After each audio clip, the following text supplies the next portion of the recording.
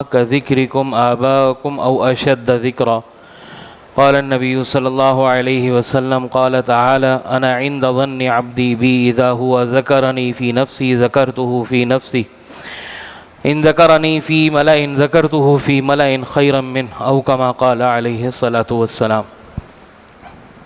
میرے بھائیو، دوستو، بزرگوں، اللہ رب العزت نے جب انسان کو پیدا کرنے کا فیصلہ فرمایا اور فرشتوں سے اس کا تذکرہ فرمایا، اذ قال ربک للملائکۃ انی جاعل فی الارض خلیفہ، کہ جب اللہ رب العزت نے فرشتوں سے کہا کہ میں اپنا خلیفہ انسان کی صورت میں دنیا میں بھیجنا چاہتا ہوں، تو فرشتوں نے جواب میں کہا قالوا اتجعل فیہا من یفسد فیہا، کیا آپ ایسی چیز دنیا میں پیدا کرنے والے ہیں جو سب سے نمبر 2 چیزیں ذکر کی، وہ یفسد فیہا، زمین میں فساد مچائے گا، ویسفک الدماء، اور قتل و غارت کرے گا۔ یعنی انسان کی جو اکثریت یا انسان کے اندر جو غلبہ رکھا ہے وہ فساد کا رکھا ہے۔ انسان اسلام کے ذریعے، دین کے ذریعے، اچھی صفات کے ذریعے، اچھے اخلاق کے ذریعے اس کو مغلوب کر دیتا ہے، اس کو غالب، اس کے اوپر اچھی صفات آ جاتی ہیں۔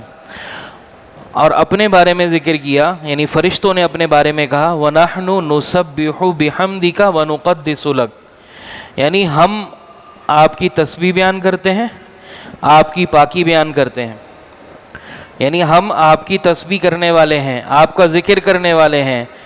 تو پھر انسان کو پیدا کرنے کی ضرورت کیا ہے؟ یعنی سوال اللہ رب العزت سے بطور اعتراض نہیں تھا، یہ سوال معلوم جاننے کے لیے تھا کہ ایسی کیا خاص بات ہوگی انسان کے اندر جو ہم نہیں کرتے۔ تو فرشتوں نے مقابلے کے لیے، یعنی انسانیت سے، انسان سے مقابلے کے لیے جو اپنی صفت، فرشتوں کی جو صفت بیان کی، وہ کہی وَنَحْنُ نُسَبِّحُ بِحَمْدِكَ، آپ کی ہم تعریف بیان کرتے ہیں، وَنُقَدِّسُ لَكَ، آپ کی پاکی، یعنی ہم آپ کا ذکر کرتے ہیں۔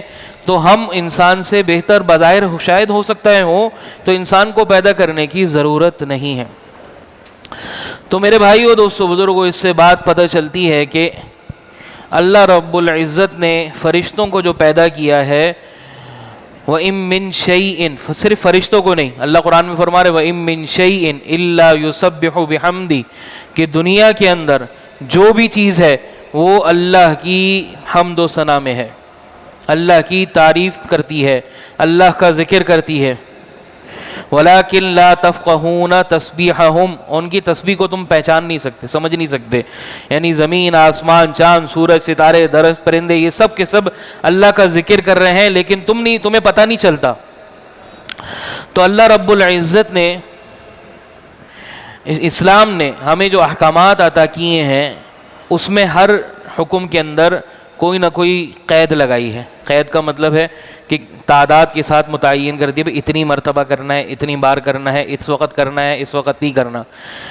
نماز 5 وقت پڑھنی ہے، فرض جو ہے، رکعتیں جو پڑھی جاتی ہیں چاہے وہ کتنی بھی ہوں، گنتی کر کے 100 200 300 آدمی نفل پڑھ لے، جتنا بھی پڑھے، لیکن وہ گنتی کر کے ہے۔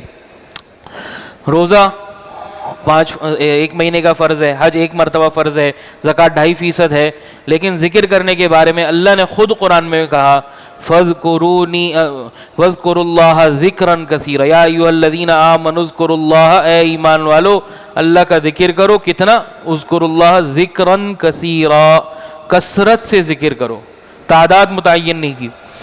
اللہ تعالیٰ نے ہر چیز کی ممانعت، یعنی ہر چیز میں کوئی نہ کوئی ممانعت ہے۔ نماز زوال کے وقت میں نہ پڑھو، سورج غروب ہوتے وقت نہ پڑھو، سورج طلوع ہوتے وقت نہ پڑھو۔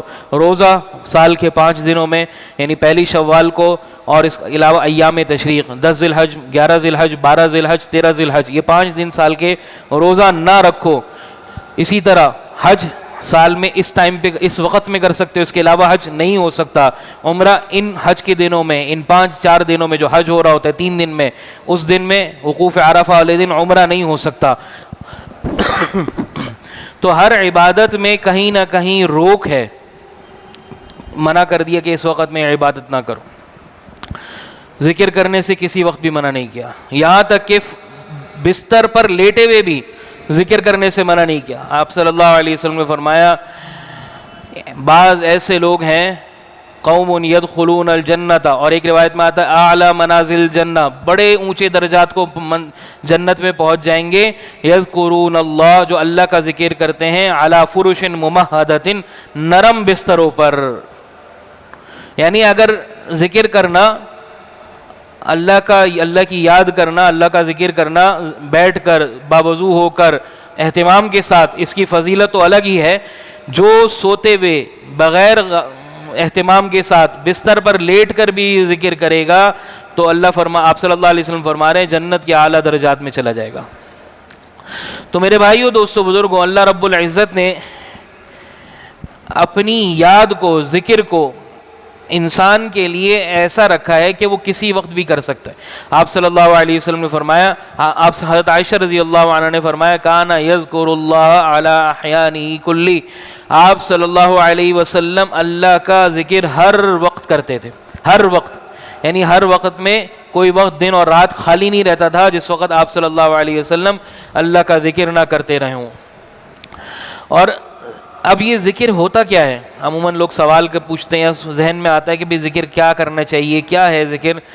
تو اللہ تعالیٰ نے اور شریعت کو نظر پہ، یعنی قرآن اور حدیث کو دیکھتے ہوئے پتہ چلتا ہے کہ ذکر دو قسم کا ہوتا ہے. یعنی عام اعتبار سے ذکر دو قسم کا ہوتا ہے. ایک ہوتا ہے کہ ہم تسبیح لے کر سبحان اللہ، الحمدللہ، اللہ اکبر، استغفر اللہ، لا الہ الا اللہ یہ پڑھیں. اور دوسرا ذکر کیا ہوتا ہے؟ اللہ نے قرآن میں فرمایا فَإِذَا قَضَيْتُم مَّنَاسِكَكُمْ، جب تم حج سے فارغ ہو جاؤ، یعنی عرفات، وقوف عرفات وغیرہ، فَاذْكُرُوا اللَّهَ كَذِكْرِكُمْ آبَاءَكُمْ أَوْ أَشَدَّ ذِكْرًا. ذکر کے تو پہلے عربی کے اعتبار سے دو مطلب ہیں. نمبر ایک تذکرہ کرنا، نمبر دو یاد کرنا. کسی کی یاد آتی ہے وہ یاد کرنا. یاد کرنا مطلب حفظ کرنا نہیں، یاد کرنا، کسی کو یاد کرنا، کسی کے ذہن میں خیال لے کر آ کے یاد کرنا اس کو. تذکرہ کرنا، زبان سے تذکرہ کرنا، دوسرا کسی کو یاد کرنا. تو اللہ فرما رہے ہیں کہ جس طرح تم اپنے آباء و اجداد کو یاد کرتے ہو اس طرح اللہ کو یاد کرو. کیا مطلب؟ ہم کبھی ابو جی، امی جی کر کے جو ہے نا ایسے تذکرہ نہیں کرتے. ہمارے دل میں، ذہن میں، زبان پہ کبھی کبھی تذکرہ آتا ہے، خیال آتا ہے. یہ جو تذکرہ ہے یہ اللہ کے ساتھ ہونا چاہیے، یعنی اللہ کے ساتھ ایسے ہی ہمیں معاملہ ہونا چاہیے جیسے ہم اپنے کسی محبوب کو، اپنے کسی پسندیدہ شخصیت کو، اپنے کسی عزیز و اقارب میں اس کو یاد کرتے ہیں. اسی طرح ہمارا اللہ کے ساتھ معاملہ ہونا چاہیے کہ اللہ سے ہمارا دل اور ہمارا ذہن غافل نہ ہو. ایک تو یہ. دوسرا یہ کہ انسان کی زبان اللہ کا تذکرہ کرتی رہے. حدیث میں آتا ہے آپ صلی اللہ علیہ وسلم کے پاس ایک صحابی آئے، فرمایا ان الاعمال قد کثرت ان شرائع الاسلام قد کثرت علیہ. اللہ نے بہت سارے احکامات دیے ہیں، بہت سارے احکامات ایسے ہیں جو قرآن و حدیث میں ملتے ہیں، اور سب کو ہر وقت، یعنی ہر وقت ہر ایک کو کرنا میرے بس میں نہیں ہے. فدلنی علی عمل اتشبث بی، کوئی ایسا ایک عمل بتا دیں جس سے میں جس کو میں لازم پکڑ لوں. اتشبث بی، جس کا میں اڑنا بچھونا، یہ ترجمہ صحیح ہے، جس کا میں اڑنا بچھونا بنا لوں، یعنی ہر وقت یہ کام کرتا رہوں. آپ صلی اللہ علیہ وسلم نے فرمایا لا یزال لسانک رطبا من ذکر اللہ، تیری زبان اللہ کے ذکر سے ہر وقت تر و تازہ رہے. تو میرے بھائیو، دوستو، بزرگوں، اللہ رب العزت نے ہمیں یہ ایسی چیز عطا کی ہے جس کے لیے نہ ہمیں کوئی وقت چاہیے الگ سے، یعنی اس کے لیے وقت نکالنا پڑے گا. کاروبار میں پریشانی ہوگی، ملازمت میں پریشانی ہوگی، گھر میں پریشانی ہوگی، اس کے لیے الگ سے وقت دیا جائے گا، کوئی ضرورت نہیں. اس کے لیے اللہ رب العزت نے اتنا آسان کر دیا، ہر وقت ہر جگہ جیسے چاہے کرتا رہے آدمی. نمبر دو، اللہ رب العزت نے اس کی کوئی قید نہیں لگائی، کوئی پابندی نہیں لگائی کہ یہ اتنا کرنا ہے، اتنا نہیں کرنا، اتنا ہو جائے تو بس ہو جائے. بلکہ اللہ فرما رہے ہیں، اور اس سے بڑی کیا بات ہو سکتی ہے کہ ہم اللہ کو یاد کریں اور اللہ رب العزت ہمارا تذکرہ. حدیث میں آتا ہے اللہ تعالیٰ، آپ صلی اللہ، بخاری کی روایت ہے، حدیث قدسی مشہور ہے، سنی ہوگی آپ نے بہت مرتبہ. انا عند ظن عبدی بی، میں اپنے بندے کے گمان کے مطابق فیصلہ کرتا ہوں. ان ذکرنی فی نفسی، اگر وہ مجھے تنہائی میں یاد کرتا ہے، اکیلے میں، اپنے آپ میں، دل میں یاد کر رہا ہے، ذکرتہ فی نفسی، تو میں بھی اس کو تنہائی میں اکیلے یاد کرتا ہوں. اللہ کی شان کے مطابق، یعنی اللہ کیسے اکیلے یاد کرتا ہے اللہ کے علم میں. وَإِن ذَكَرَنِي فِي مَلَئٍ، اگر وہ مجمع میں تذکرہ کرتا ہے، 4 آدمیوں کے درمیان تذکرہ کرتا ہے، مجمع میں میرا ذکر کرتا ہے، ذَكَرْتُهُ فِي مَلَئٍ خَيْرٍ مِّن، تو میں اس کا تذکرہ اس سے بہتر مجمع میں یعنی فرشتوں کے مجمع میں کرتا ہوں. بہتر انسانیت کے اعتبار، اللہ نے منزل کے اعتبار سے نہیں کہا، مرتبے کے اعتبار سے بہتر نہیں کہا کہ انسان اللہ نے اشرف المخلوقات بنایا ہے ہر اعتبار سے، لیکن مقدس ہونے کے اعتبار سے، اعمال کے اعتبار سے فرشتوں سے گناہ سرزد نہیں ہوتے، انسان سے گناہ ہوتے، اس کے اعتبار سے فرشتے انسان سے بہتر ہو جاتے ہیں. تو اس طرح اس مجمع میں تذکرہ کرتا ہوں جو انسان سے بہتر ہے، یعنی فرشتوں کے مجمع میں تذکرہ کرتا ہوں. اللہ رب العزت میرا اور آپ کا تذکرہ کریں، اس سے بڑی کیا بات ہے. پھر اللہ رب العزت نے فرمایا قرآن میں، اللہ نے کہا فَاذْكُرُونِي أَذْكُرْكُمْ، تم مجھے یاد کرو میں تمہیں یاد کروں گا. ہم اللہ کو بھول جاتے ہیں، اللہ ہمیں بھول جاتا ہے. بھول جانے کا مطلب ہماری پریشانی آتی ہے جب ہم دعا کرتے ہیں، اور ایسے لوگ دعا کرتے ہیں جو کہ مستقل دعا کرتے رہتے ہیں، تو اللہ رب العزت کی طرف سے، فرشتوں کی طرف سے یہ بات چیت آپس میں ہوتی ہے کہ کیسی مانوس آواز ہے، یعنی اللہ سے ملتی جلتی رہتی ہے، اللہ سے یہ بات اللہ کے پاس آتی رہتی ہے، تو اس کے مسئلہ کو جلدی حل کرو. اور اگر ایسی چیز، ایسا آدمی ہوتا ہے جس کا اللہ سے تعلق نہیں، دعا سے ذکر سے تعلق نہیں ہے، بس پریشانی آ گئی تو ہاتھ اٹھا لیے، تو اللہ اس کو رد نہیں کرتا.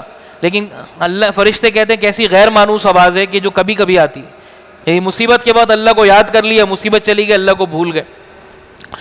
تو میرے بھائیوں، دوستو، بزرگوں، اللہ آپ صلی اللہ علیہ وسلم نے فرمایا ہے کہ 4 چیزیں جس کو حاصل ہو گئیں وہ سب سے بڑی نعمت دنیا کی حاصل ہو گئی، جس میں سے ایک لسانن ذاکرن، من اعطی 4 اعطی خیر الدنیا والآخرہ، 4 چیزیں جس کو مل گئی دنیا اور آخرت کی خیر مل گئی. قلبن شاکرن، شکر گزار دل. شکر گزار دل زبان نہیں بولا، دل بولا، کیونکہ دل انسان کی کیفیت ہوتی ہے. کوئی انسان کو پریشانی آئے، کوئی کمی تنگی آ جائے، اس کی دل کی کیفیت سے پتہ لگتا ہے کہ وہ شکر گزار ہے کہ نہیں ہے. زبان سے تو بولتا ہے ہاں جی بہت اچھا حال ہے، لیکن دل کی کیفیت کیا ہے؟